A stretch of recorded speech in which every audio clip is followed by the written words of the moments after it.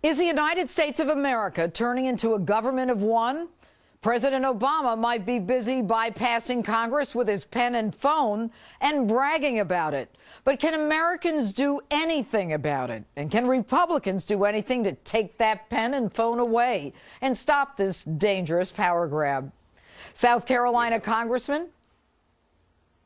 Executive and super legislator vested in the President of the United States.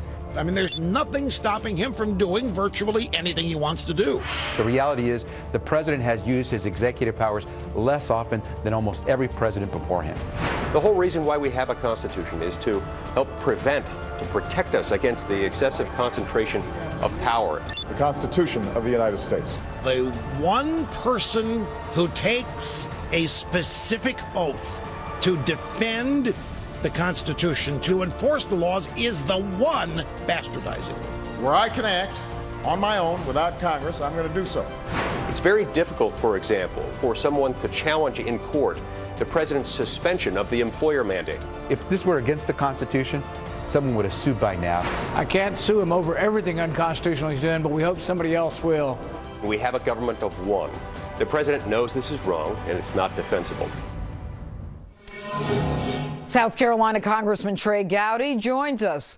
Good evening, Congressman. Can anything be done to stop President Obama's power grab? Sure. I can think of four things right now. Number one, my colleagues in the Senate have advice and consent. If they want to shut down the Senate over appropriations bills, I might shut it down over ambassadorships or other things. The Constitution gives them the power of advice and consent. The Constitution gives us power over the purse. So we have appropriations bills that are going to be coming through the House this spring. We ought to strip money away from this executive branch because our framers gave us that exclusive right to do so. If one branch overreaches, then maybe the other branch ought to stick up for itself. Thirdly, we can go to the judicial branch. We do have standing when it comes to vote nullification, which is what Obamacare is. You can go to the judicial branch and ask them to stop. But most importantly, we can go to your viewers, your voters. Almost 500 representatives are up every 2 years. Our framers did that on purpose. And we can say, you know what? You can fix it. You can fix executive overreach or legislative underreach by throwing them out. Well, there's no question, Congressman, that the public does not like it when the president goes around Congress. And it's one of the first things that we learn in school in civics. You know, there are three equal branches of government: the executive, the legislative, and the judicial. So given the fact that I think just about everybody understands this, why does he continue to do it?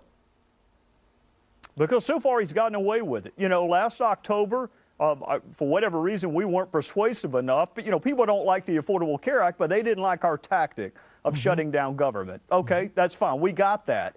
We still have appropriations bills that are coming. So what we ought to do is say, you know, Mr. President, you want to run roughshod over the Constitution? We have the power of the purse. We're not going to fund your pet projects. We're not going to fund your green energy initiatives. So are you going to do that? We're not going to fund your vacations. Are you going to do that? Blank right, we're going to do it. Blank right? Yes, we're going to do it. Yes, because my mom may be watching. You're blank right, we're going to do it. And my mom's Ron watching DeSantis, too. Tommy Rice. Well, There are a host of my colleagues that are not just going to sit around and mope and cry because this president overreaches. We're going to respond, and we're going to respond in the appropriations process. And you know what, Congressman, I got to tell you, that quote from that Democratic Congressman Xavier Becerra, he says something about, you know, if Obama's actions were truly against the Constitution, someone would have sued him by now.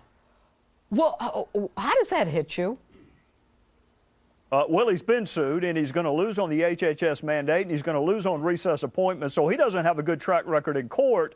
We do have standing to sue under a theory of jury nullification. It's very tough for Congress to sue the executive branch because the judicial branch doesn't want to get involved. Exactly. But there's an exception. There's the Coleman case from 1939 under a theory of vote nullification, because think about it this way, Judge. You know, the president has the power of veto. You know, the framers gave him that. Exactly. So once a bill passes, he doesn't have a second veto where he can pick and choose what parts of a law that he did sign into law he wants to enforce.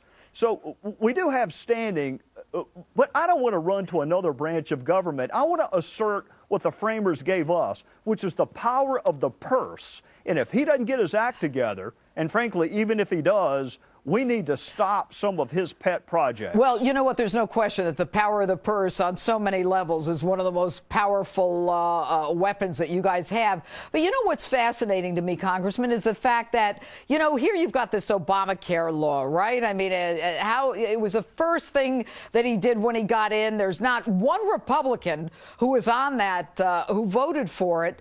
And yet, here's a guy who's trying to change it when it was everything he wanted. He had no problems. He got it through exactly the way he wanted it. What does it tell you about whether or not these people know what they're doing?